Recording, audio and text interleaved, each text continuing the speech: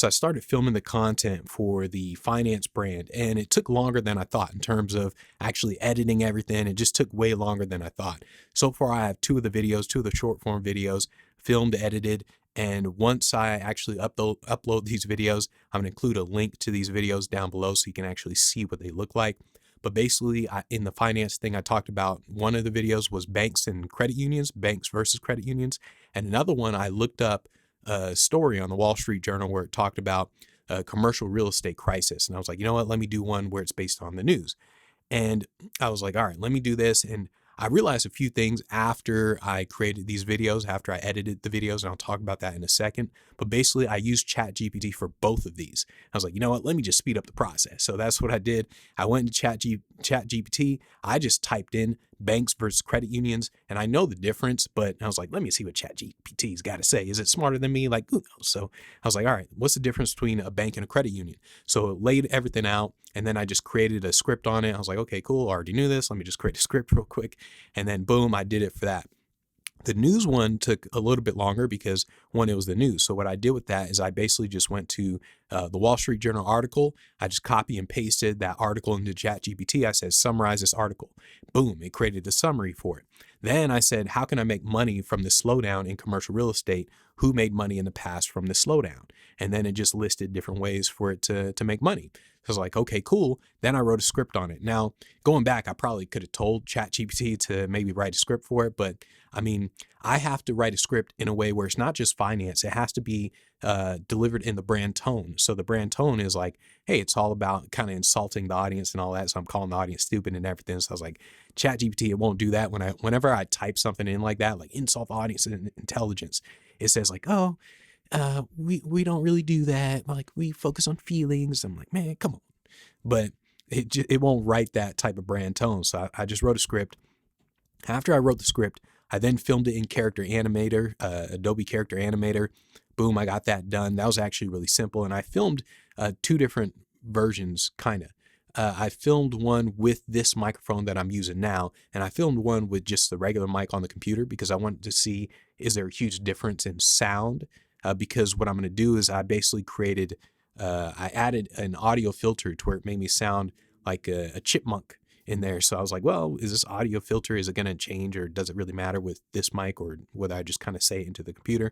And it really didn't. But after I filmed with the Character Animator, I edited everything in Final Cut Pro and CapCut as well. And this workflow is interesting because what I had to do is I first imported it into Final Cut Pro. I took out like segments where maybe I paused or something like that. I took out those segments and then I kind of exported it into one video. That was just really quick.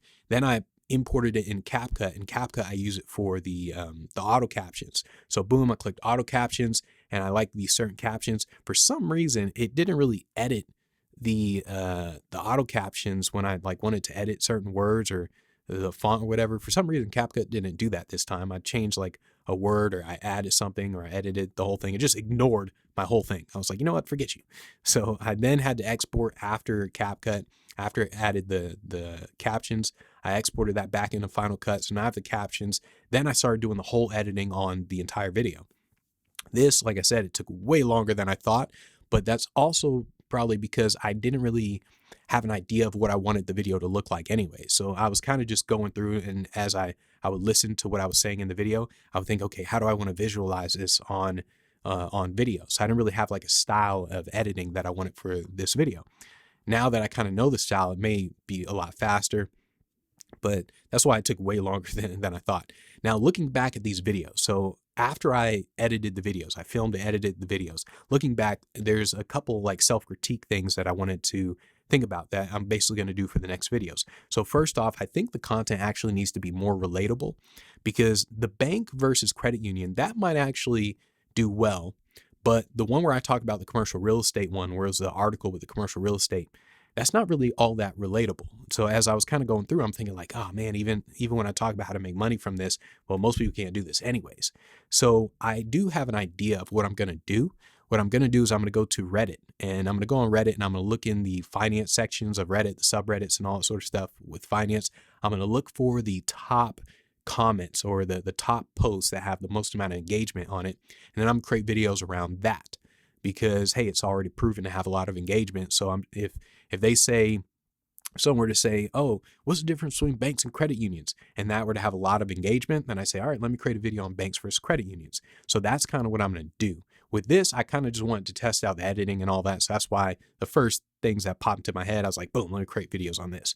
But that's what I really need to work on in terms of creating more relatable finance content, because people absolutely, they get bored with finance content that goes into too much detail, which is the other self-critique that I want to make in terms of basically more high concept and more motivational with money. So that's kind of what I have to do with this content, is more high concept, more motivational, rather than the details of how money works and everything. Because as I was watching, especially the video with the commercial real estate, as I was rewatching it, sure, there were funny moments in there with the jokes and everything, but I didn't feel like it was that easy to follow along. So I'm going to create content that's easier to follow along, which basically means things like where instead of going into detail about, let's say, assets and liabilities, I just say, like, you need to focus on assets and less on liabilities. And so I need to focus more on high concept type stuff, or more motivational stuff, to where I talk about, like, oh, this person, here's how Bill Gates makes a ton of money with this insane level of competition. So it's more high concept rather than details of finance. Eventually, I'll probably get into details of finance, but I'm thinking maybe the newsletter is going to be more detailed when it comes to finance, but the actual videos need to be more high concept, because I just think people are going to kind of tune out. People just, man, people just, they just don't have the attention span. And even though they really want money in general, and even though focusing on money and finance is what everyone knows they should learn, they just kind of don't. So that's kind of the thing. And then the other thing, when I was rewatching the videos, is the voice changer that I have on it. I think I'm going to have to change this voice changer to something else, because as I watched the commercial real estate one, I noticed that when I said the word debt, it sounded like it didn't really come across as all that clear. And certain words, especially because how I talk like pretty fast in general. So when I talk like this, and you see it's a clear audio and I'm talking, then hey, it sounds great. But when you add a voice changer on it, and it's like a high squealing type of voice, then some of the words aren't as clear. And I noticed that, even though I like that part, it adds to the whole, the funny aspect of it. I'm thinking, like, man, I'm gonna have to change this.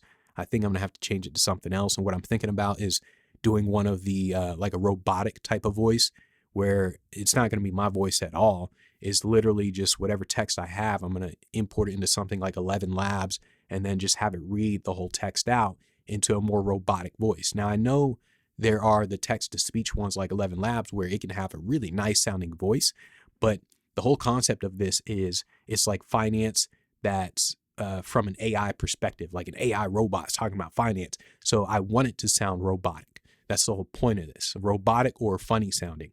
So I'm going to have to probably look for a different voice now that I'm kind of re-looking at or going over these videos. But that's basically what I did with this finance brand. And after this, after I get a few more of these, then I do have an interesting promotional method lined up.